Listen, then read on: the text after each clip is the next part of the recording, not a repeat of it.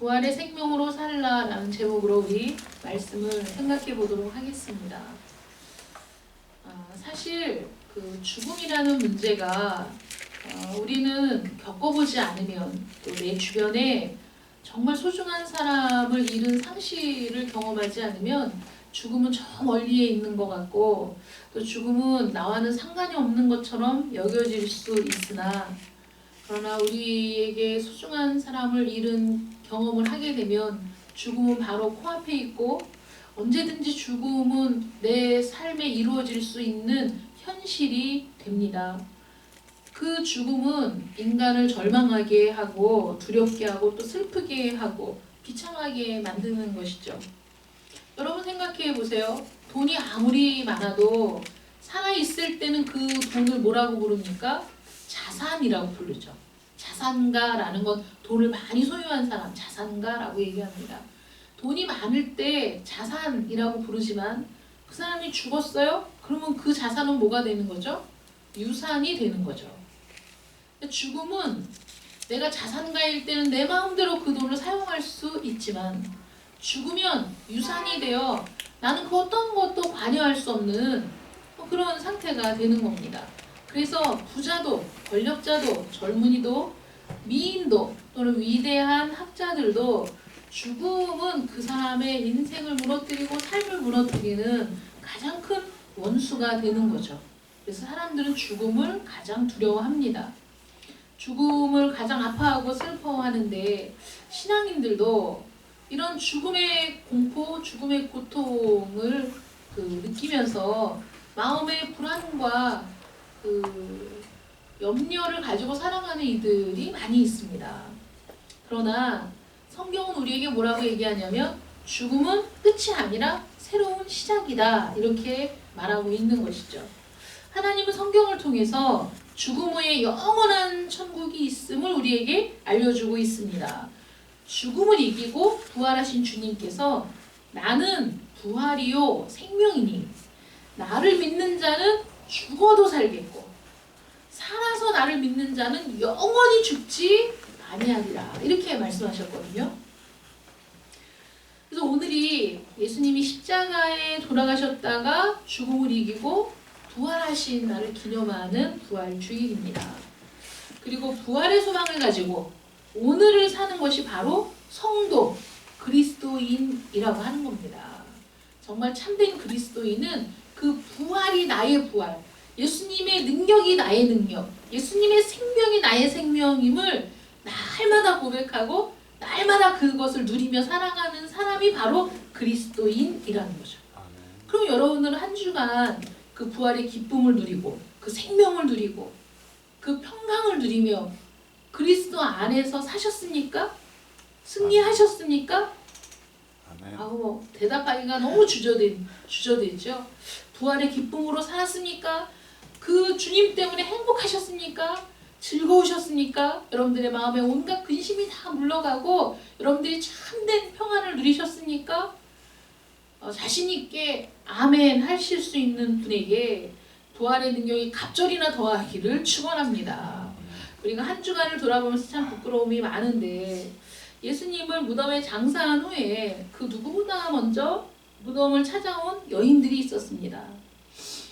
그런데 그들은 부활하신 예수님을 그 무덤에서 만나지 못했던 거죠. 안식 후 첫날 새벽에 누구보다 먼저 향품을 준비했다가 무덤을 찾아간 그들이 어떤 걱정을 했습니까? 누가 우리를 위해 그 무덤을 막은 돌을 굴려줄까? 여러분, 부활의 주님을 만나지 못한 사람들은 그렇게 사는 거예요. 누가 나를 위해 무덤의 문을 굴려줄까는 사실 중요한 문제가 아니거든요. 왜냐하면 주님은 수도 없이 당신의 육체가 허물어져도 사흘 뒤에 다시 살아나실 것에 대한 말씀을 주셨는데 그런 말씀은 다 기억을 하지 못하고 오직 십자가에 달려 죽으신 주님을 보고 그 주님의 죽음 앞에 통곡하면서 그 주님이 부활하셨을 것이라고는 전혀 생각하지 못한 이들의 마음에는 고통이 가득하고 슬픔이 가득하고 염려가 가득하고 절망이 가득하고 그래도 예수님을 사랑했기에 그래도 예수님을 그들이 붙들고 쫓았기에 예수님의 시신에 향품이라도 발라드려야 되겠다 라는 그 정성을 가지고 나아가는 거죠. 우리가 신앙생활하면서 수없이 많은 사람들이 그 같은 교회에 같이 예배를 드리면서도 어떤 사람들은 부활의 생명을 가지고 사는 사람이 있는가 하면 어떤 이들은 고통하고 근심하고 염려하며 누가 무덤에 그 돌을 굴려줄 것인가를 고민하며 사는 사람들도 있다는 겁니다. 그러나 그것은 세상의 문제, 사단이 우리에게 굴레를 씌운 죽음이라는, 무덤이라는, 사망이라는 그 저주 아래에 있는 사람들이 사는 방식이 바로 그거인 거예요. 그들이 부활을 예상하지 못하고 무덤에 갔을 때 그들의 예상과는 전혀 다르게 무덤에 그 돌이 굴려져 있었고 또 무덤은 활짝 열려 있었습니다. 그 이스라엘의 무덤은 그 굴을 파서 그 안에 시신을 안치하는데 부모님의 시신도 자녀의 시신도 그 안에 가족묘처럼 그 시신을 안치할 수 있는 구조로 되어 있고 그 다음에 그 무덤 입구를 큰 그 맷돌 같은 그 돌, 둥그런 돌로 그 밑에는 그 돌을 굴릴 수 있는 그걸 그 홈을 파가지고 굴려서 무덤을 막아놓고 그 다음에 그거를 굴려서 또 무덤문을 열 수 있는 그런 구조인 거예요. 우리나라처럼 막 땅 파가지고 시신을 매장하는 게 아니거든요. 그러니까 그 우리의 환경과 다르니까 이해가 안 되지만 그 상황을 생각하면 이해가 되는 거예요. 언제든지 무덤에 들어갈 수 있어요. 그러니까 여인들이 걱정했던 건 예수님의 시신에 향품 발라드려야 되는데 그 커다란 돌문, 그 돌문을 누가 굴려줄까? 엄청 이제 무거우니까 그걸 염려하고 갔는데 그들의 예상과는 다르게 이미 그 돌이 굴려져서 그 무덤의 문이 드러나 있었던 거죠. 그들이 들어가 보니까 예수님의 시신이 눕혀져 있던 곳에 그냥 세마포만 있고 예수님의 시신은 온데간데 없는 거예요. 그러니까 그들이 야 이거 누가 예수님의 시신을 가져갔나 보다. 우리가 부활의 주님을 만나지 못한 신앙의 상태는 항상 그 수준인 거예요. 누가 주님의 시신을 가져갔나 보다. 그래서 그들에게 또 다른 염려가 오는 거죠. 여러분 이 세상의 근심과 걱정은 끊임없이 우리를 점령하고 끊임없이 우리의 마음을 장악해서 이 염려가 끝났나 싶으면 또 다른 염려, 이 염려가 해결됐나 싶으면 또 다른 근심이 끝도 없이 우리에게 밀려드는 겁니다. 이 세상의 것들을 바라보고 사는 삶은 언제나 그럴 수밖에 없어요. 왜냐하면 이 세상이 우리에게 주는 건 소망이 아니고 이 세상이 우리에게 주는 건 평안이 아니기 때문이죠. 그러니까 이 세상에서는 우리가 언제나 근심과 걱정과 염려를 하며 살아갈 수밖에 없는 세상이기 때문에 이 세상을 살아가는 이들이 절망하게 되고 낙심하게 되고 이 세상에 소망이 없다고 생각해서 그래서 우울감에 빠지는 경우가 너무 많이 있는 거예요. 주님을 사랑했지만 부활을 예측하지 못하고 부활을 믿지 못했던 여인들은 지금 계속해서 염려와 근심과 불안 가운데 있는 거죠. 예수님이 죽으실 때도 너무나 고통스럽고 두려웠고 예수님의 시신에 향품을 발라드리게 가는 그 길도 그들은 염려와 근심이 가득했고 예수님의 시신이 보이지 않을 때에도 예수님이 살아나셨나? 라고는 전혀 생각하지 못하고 누가 예수님의 시신을 또 가지고 갔나 보다 이러고 근심하는 것, 이것이 육적인 그리스도인 또는 이 세상에 속한 사람들의 삶의 방식이라는 거예요. 그러므로 우리가 더 나아가서 생각해보면 이 세상의 것으로는 우리의 진정한 필요를 채울 수도 없고 이 세상의 것으로는 우리가 참된 만족과 평안을 누릴 수도 없다는 것이죠. 그런데 그들을 맞이한 건 천사들이었어요. 정말 눈부시게 빛나는 사람이 거기에 있다가 뭐라고 얘기하냐면 어찌하여 살아있는 자를 죽은 자 가운데서 찾느냐. 거기는 죽은 자들이 들어가는 곳이잖아요. 무덤은. 산 사람은 무덤에 있지 않습니다. 어찌하여 살아있는 자를 죽은 자 가운데서 찾느냐. 여기 계시지 않고 살아나셨다. 천사가 뭐라고 얘기합니까? 또 너희가 십자가에 못 박히신 예수를 찾는구나. 그러니까 십자가에 못 박히신에 머물면 예수님은 틀림없이 죽었고 예수님은 틀림없이 고통스러워하셨고 그 십자가에서 죽으시는 것을 똑똑히 보았고 거기에 머물러 있을 때 그들에게는 부활의 소망은 전혀 없는 그런 그 상심한 채로 살아가는 그런 상황이 되는 것이죠. 사단은 하나님을 사랑하는 우리에게도 언제든지 우리의 마음을 찾아와서 우리가 어떤 신앙의 모습으로 살아가길 원하냐면 십자가에 못 박히신 예수님만 보고 근심하고 절망하고 가슴 아파하며 그 상태에 머물도록 우리를 또 끌고 가는 거예요. 그래서 예수를 믿는데 기쁨이 없고 교회를 다니는데 평안이 없고 언제나 근심과 걱정이 잔뜩 들러붙어서 거기서 헤어나오지 못하는 그리스도인, 육적인 그리스도인이죠. 우리의 시선이 세상에 고정되어 있기 때문에 언제나 근심이 떠나지 않는 겁니다. 부활하신 예수님을 만나지 못하고 있는 거죠. 그러나 무덤에서는 절대로 예수님을 만날 수가 없습니다. 어떻게 해야 부활하신 예수님을 만날 수 있을까요?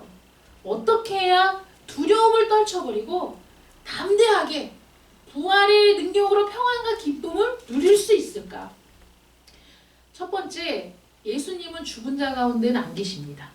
아멘. 예수님은 산 자들 가운데 있는데 오늘도 생명의 말씀으로 부르시는 예수님을 만나야 되는 거예요. 이게 무슨 말이냐면 여인들은 예수님을 만나려고 무덤으로 들어갔는데 주님은 뭐라고 말씀하시냐면 나는 아브라함의 하나님이요 이삭의 하나님이요 야곱의 하나님이로라 하신 것을 읽어보지 못하였느냐? 하나님은 죽은 자의 하나님이 아니요 산 자의 하나님이시니라 이렇게 말씀하셨거든요. 하나님은 산 자의 하나님이라 그러므로 지금도 여전히 아브라함의 하나님이고 이삭의 하나님이고 그 야곱의 하나님이고 그리고 나의 하나님이신 거죠. 그 하나님은 비행기 안에서 이슬람교도와 기독교인이 같은 그 옆자리에 앉게 됐어요. 대화를 나누기 시작했는데 이슬람교도가 이렇게 자랑을 하는 겁니다. 우리의 메카에는 어마어마하게 화려한 마호멧의 무덤이 있답니다. 정말 화려하고 그 이슬람 사원들은 굉장히 화려하고 아주 아름답거든요. 마호멧의 무덤이 있는데 어마어마하게 화려하고 아름답습니다. 이렇게 자랑을 했어요. 그러니까 그리스도인이 이렇게 얘기하는 거예요.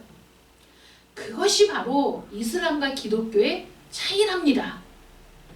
우리 예수님은 죽음을 이기고 다시 살아나셔서 그 무덤이 비어 있습니다. 빈 무덤이 무슨 의미가 있겠어요? 예수님은 그곳에 계시지 않습니다. 살아나셨습니다. 우리는 그 예수님을 믿는 사람들이죠. 그것이 왜 우리에게 기쁨입니까?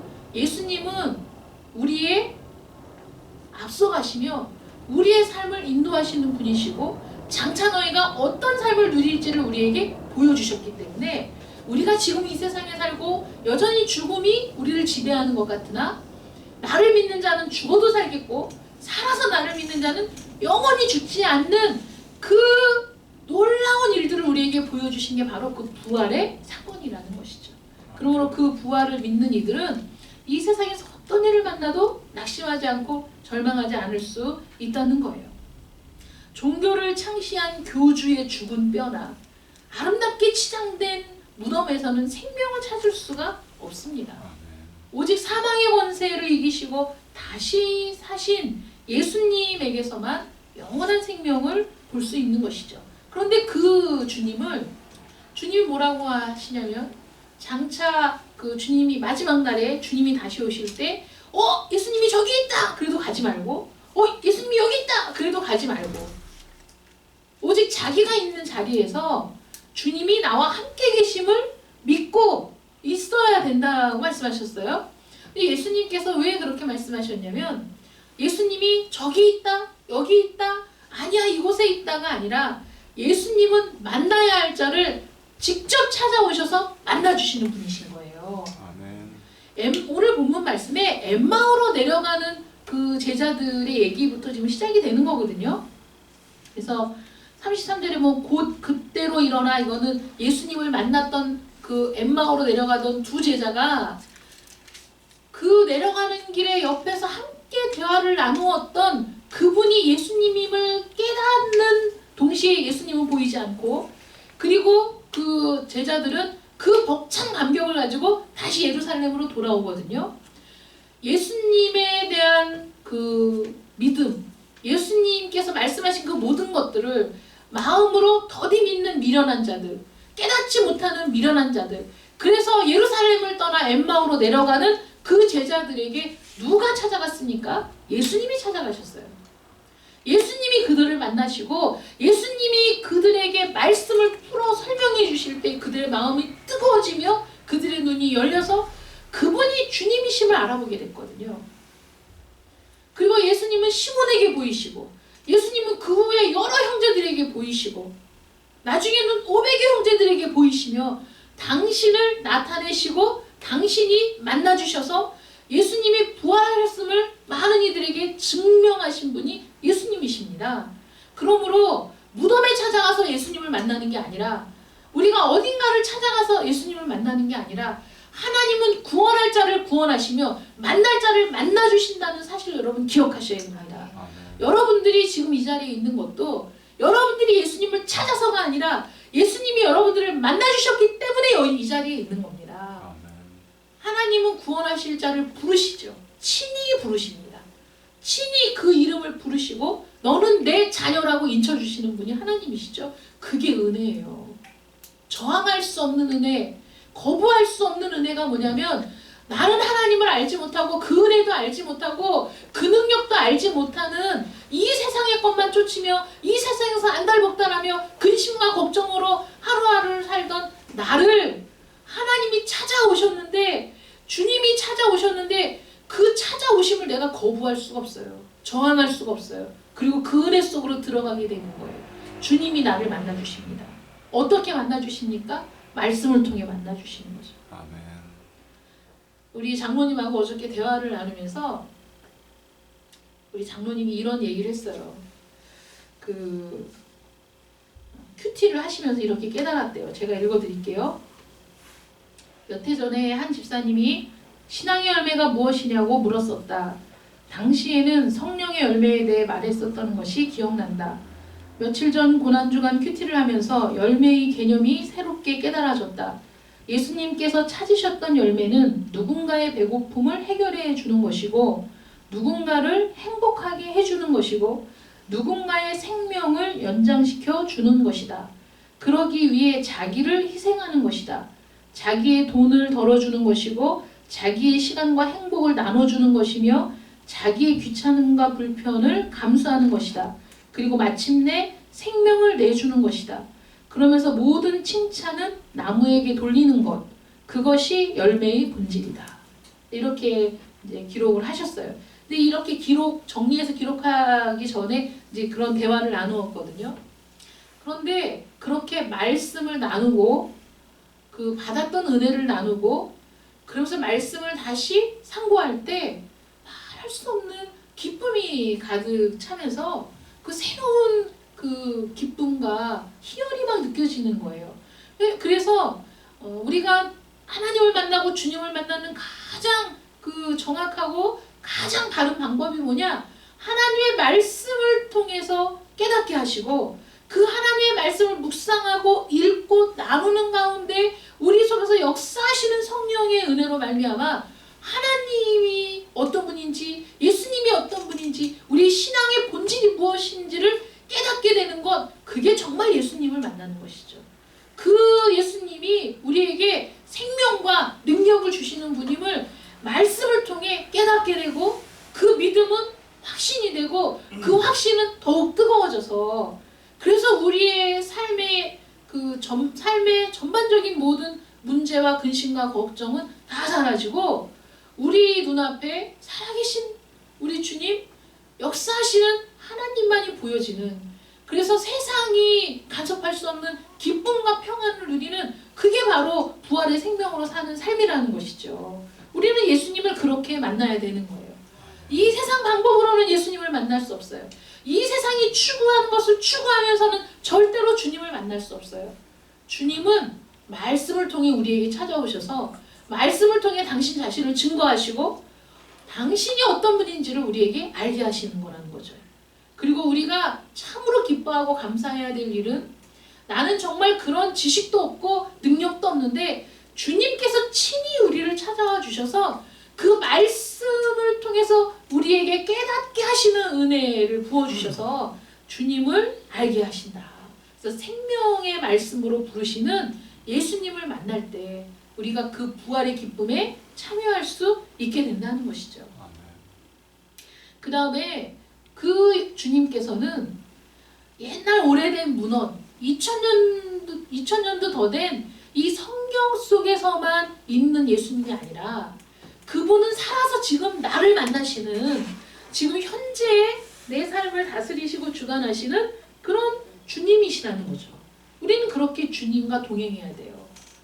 성경 속에서만 있는 아유 정말 대단한 분이셨네. 정말 훌륭한 분이셨네. 야 2000년 전에 팔레스타인 지역을 다니시며 이런 일을 행하셨구만. 여기에서 끝나는 것이 아니라 예수님이 말씀하셨지만 깨닫지 못하고 엠마오로 내려가는 이들은 지금 근심하고 있고 걱정하고 있고 슬퍼하고 있죠. 예수님을 만났었지만 예수님이 어떤 분인지 알고 있었지만 그러나 그들은 지금 예수를 잃어버렸고 그들은 지금 말씀도 잃어버렸고 그들은 지금 심히 슬퍼하며 고민하는 중이었다는 거예요.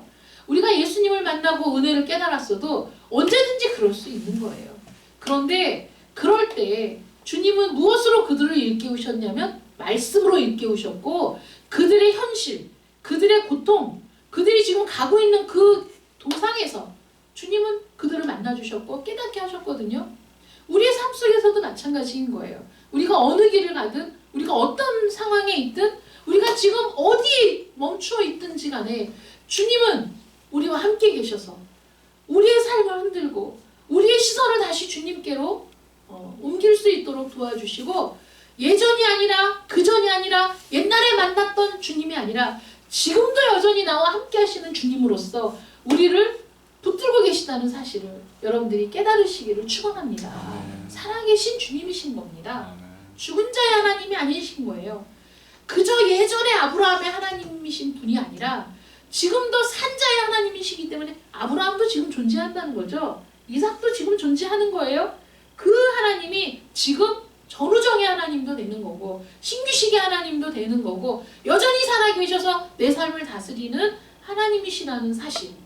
주 예수님이 2000년 전 팔레스타인 지역에 있었던 옛날을 회고하는 기록 속에 있는 예수님이 아니라 지금도 여전히 내 삶을 붙드시는 주님이라는 사실을 믿으시기 바랍니다. 오늘도 여전히 우리를 위해 새 일을 행하시는 분이시죠. 그래서 그 예수님을 말씀 속에서 만나고 그리고 그분의 뜻대로 살아갈 때 우리는 부활의 생명을 경험하게 돼요. 은혜를 받은 것으로 끝나는 게 아니라 야 오늘 말씀이 참 좋았어 이걸로 끝나는 게 아니라 내가 어떻게 하면 예수를 살아낼까 내가 어떻게 하면 말씀을 살아낼까를 고민하는 이들에게 주님은 반드시 부활의 능력으로 함께 하셔서 그 능력이 넘치는 삶을 살아가게 하신다는 거예요. 장로님이 큐티를 하면서 그 고백했던 것들이 바로 그거인 거예요. 어떻게 살 것인가? 열매가 무엇인가? 나의 삶이 열매인데 어떻게 사는 것이 정말 참된 열매인가? 우리가 그 성령의 열매는 사랑과 희락과 화평과 오래 참음과 자비와 양성과 충성과 온유와 절제니 이 같은 것을 금지할 법이 없어. 너무나 막연하잖아요. 정말 그게 내 삶 가운데 지금 이루어지고 있느냐? 내가 어떤 삶을 살고 있느냐? 이게 중요한 거 아니겠어요? 예수님께서 지금도 살아계셔서 나와 함께 하신다면 나는 그 주님께서 기뻐하시는 삶을 살아내야 된다는 거예요. 주님이 잎이 무성한 무화과 나무를 보시고 열매를 찾으셨는데 열매가 하나도 없었어요. 잎이 무성해요. 부흥한 것 같아요. 성도가 많아요. 뭐 성도들이 신앙이 뜨거운 것 같아요. 아무리 그래도 그 잎사귀를 제치고 열매를 찾으실 때 열매가 있어야 되는 거예요. 그 열매는 삶의 열매인 거거든요. 회개를 했으면 회개의 열매를 맺어야 되고, 성령을 받았으면 성령의 열매를 맺어야 되고, 은혜를 받았으면 예수로 사는 삶을 통해 열매가 있어야지 열매로 그 나무를 아는 거거든요. 사실은 우리는 열매로 그 나무를 안다. 사과 열매를 맺으면 사과나무고, 감이 열리면 감나무잖아요. 우리는 그래서 예수님과 함께하고 있는 그 삶을 통해 내가 어떤 나무에 붙어있는 가지인가를 증명해야 되는 거예요. 우리는 그 돌 감람나무이고 들포도와 같은 자들인데, 우리는 그 들포도 나무에서 찍혀서 돌 감람나무에서 잘라져 베어져서 참 감람나무에게 접붙여졌고, 그 다음에 참 포도나무에게 접붙여져서 거기에서 나오는 생명과 그 양분을 가지고 우리는 거기에 합당한 열매를 맺어야 되는 거예요. 그것이 우리 흰시 장로님이 말씀했던 누군가의 배고픔을 해결해 주는 것, 누군가를 행복하게 해주는 것, 누군가의 생명을 연장시켜 주는 것, 그러기에 나를 희생하는 것, 그것이 바로 열매라는 것이죠. 내 돈을 기꺼이 희생하는 것이고, 내 시간을 희생하는 것이고, 내 행복을 나누어 주는 것이고, 그러기 위해서 나의 귀찮음과 또 불편을 감수하는 것, 결국은 예수의 생명을 나누어 주는 것, 그것이 바로 참된 열매라는 정말 그 너무 훌륭한 큐티를 하신 거죠.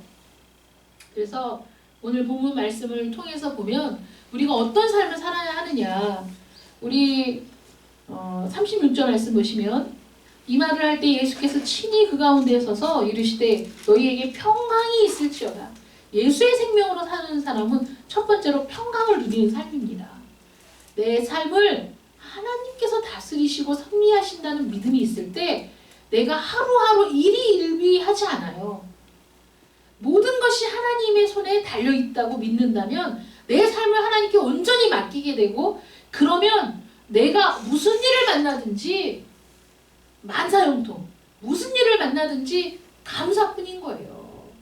하나님이 내 삶을 다스리신다는 믿음 가운데 평강을 누리는 삶이고, 그 다음에 우리 주님께서 우리의 마음을 열어 성경을 깨닫게 하시니 그 모든 일의 증인으로 사는 삶이 우리가 예수의 생명으로 사는 삶이죠. 여러분, 이걸 절대로 잊어서는 안 돼요. 예수의 증인입니다. 내 삶이 예수를 증언하는 삶이어야 돼요. 어떻게 저렇게 살 수 있지? 여러분, 신규 장로님이 큐티한 것처럼 그렇게 사는 삶이 쉬운 건 아니잖아요. 그런데 힘든데, 귀찮은데, 불편한데 내가 그 모든 것을 기꺼이 감수하고 기쁨과 즐거움으로 그런 삶을 살아낼 때 세상은 세상과 전혀 다른, 결이 다르고 모양이 다르고 색이 다른 그 삶을 바라보며 어떻게 저렇게 살 수 있을까? 그러면서 하나님의 나라를 보게 되는 거죠. 말로만 증인이 아니라 우리 삶으로 증인이 되어야 하고, 그리고 53절 말씀처럼 그 부활의 주님을 만난 성도들은 늘 하나님을 찬송하는 삶을 사는 거예요.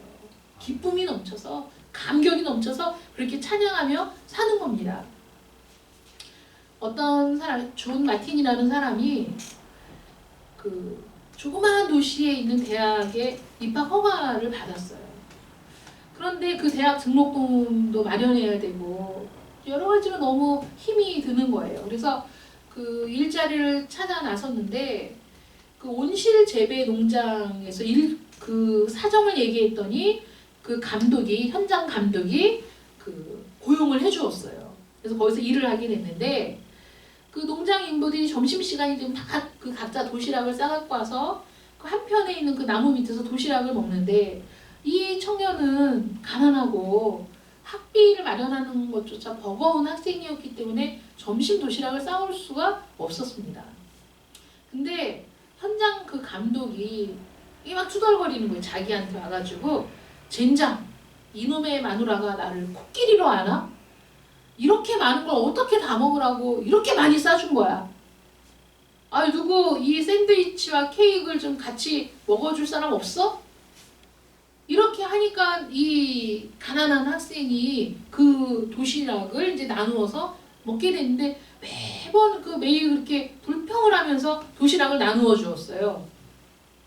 나중에 이제 한 달이 지나서 그 사무실에 급료를 받으러 갔는데 급료를 계산해서 이제 급료를 받아가지고 나오면서 그 격리 직원한테 현장 감독님께서 그 도시락을 이렇게 매번 나누어 주셔서 너무 잘 먹고 있다고 감사하다고 좀 전해주시라고. 그래서 그 사모님의 솜씨가 너무 좋아서 그게 너무 맛있다 이렇게 얘기를 했더니 그 격리 직원이 깜짝 놀라서 부인이요? 그 부인 돌아가신 지 5년이 넘었는데 그분은 요즘도 그 부인을 그리워하면서 사시는 분인데 무슨 말씀이시냐고 이렇게 얘기를 했다는 그런 일화가 있어요. 다른 사람을 돕기 위해서 자신을 드러내고 과장하는 것이 아니라 어떻게 하면 그 사람이 상처받지 않고 어떻게 하면 그 사람이 자연스럽게 그 배려라는 것을 눈치채지 못하고 그 배고픔을 해결할 수 있을까를 고심했던 그분의 따뜻한 마음을 느낄 수가 있는 거죠. 그래서 나의 도움이 필요한 사람이 누구인가, 그리고 언제든지 누가 나의 이웃인가를 찾는 자가 아니라 나는 누구에게 이웃이 되어줄 것인가를 고민하는 삶. 그래서 다른 이들에게 기꺼이 손을 내밀어주는 그런 삶을 살아갈 때 그것이 비록 때로는 짜증나고 때로는 귀찮고 때로는 여러 가지로 불편이 많아도 여러분 제가 장담하건대 그런 삶을 산다면 여러분들 마음속에 기쁨이 더욱 충만해질 겁니다. 감사가 더욱 풍성해질 겁니다. 그러나 어떤 배려든 어떤 사랑이든 믿음 없이 말씀 없이 자기의 의의를 드러내기 위해 산다면 그것은 참 기쁨이 되지 못하겠지만은 내가 아니라 주님을 생각하고 말씀을 기억하며 그 예수의 정신으로 살고자 하는 많은 이들이 기꺼이 자신의 시간과 재물과 마음을 허비하기로 작정한다면 그들의 삶 가운데는 반드시 부활의 생명이 넘치고 부활의 기쁨이 가득할 줄 믿습니다. 비록 우리가 적은 교회지만 한 사람 한 사람의 성도가 이렇게 부활의 능력과 기쁨과 소망을 가지고 살아가는 성도들이 되시기를 간절히 바라고 그것이 여러분들의 삶을 더욱 풍성하게 하는 축복의 통로가 될 줄 믿습니다. 기도하겠습니다. 사랑하는 하나님 감사합니다. 부활의 생명으로 사는 것이 어떤 것인가 오늘도 말씀을 통해 다시 한번 상고해 봅니다. 입에 발린 말이 아니라 그저 지식적인 것이 아니라 우리의 삶을 움직이시고 우리의 삶 가운데 직접 우리를 찾아와 주셔서 우리를 만나 주시며 부활의 생명으로 우리에게 충만케 하시고 그 기쁨으로 살아갈 수 있도록 인도하신 그 주님 때문에 오늘도 우리가 이 자리에 있습니다. 여전히 세상을 바라보며 근심과 걱정이 얽매여 있는 무덤을 찾아가 십자가에 못 박히신 예수님을 찾는 그 신앙에서 탈피하여 이제는 무덤을 박차고 나오신 주님, 죽음과 사망의 권세를 무너뜨리시고 영원한 생명을 약속하신 주님을 바라보는 참된 부활의 소망을 가진 성도들이 되게 하여 주시옵소서. 그리고 나의 이기심을 충족하는 삶을 사느라 이 세상의 것들을 끊임없이 움켜쥐며 만족하지 못한 삶을 사는 것이 아니라 그것을 초월하여 부활하신 주님, 영원하신 주님, 그 주님을 바라보는 저희들 되게 하여 주시어서 우리의 심령이 부활의 생명으로 가득하고 또 주님을 경외하는 마음으로 이 세상을 바라볼 수 있는 저희들 되게 해 주시옵소서. 예수의 심장으로 예수의 생명으로 예수의 마음으로 이 세상을 살아가는 자들 되게 하여 주시어서 기꺼이 우리를 참 감람나무에 참 포도나무에 붙여주신 주님의 은혜를 기억하며 그 열매를 맺어가는 저희들 되게 하여 주시옵소서. 아멘. 예수님의 이름으로 기도드립니다. 아멘.